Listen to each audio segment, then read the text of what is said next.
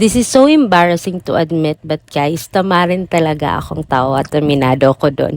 Pinakaayaw ko talaga sa lahat is yung kailangan ko pa ng 10 steps after maligo para lang hindi magmukhang pugad yung buhok ko.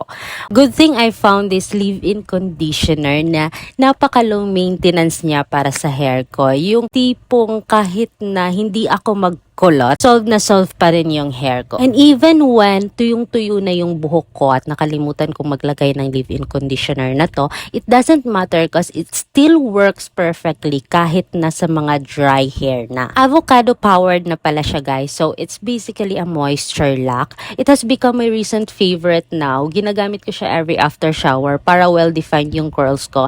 And the magic is, it keeps your hair in place and soft the entire day even if you're under the sun. And lifesaver talaga siya guys kasi minsan 'di ba pag pinapangko natin yung buhok natin, towel dry I mean, at tapos nakakalimutan natin yung maglagay ng product right away when your hair is still damp. Most leave-in conditioner kasi pag nilagay mo na siya sa dry hair is medyo malikit na siya. Pero ito, I use it even on fully dry hair and it still looks amazing. No frizz, just soft and defined hair talaga. So if you want that controlled but soft look without the hulas, you may want to try this. Subukan mo lang, baka hiyang ka.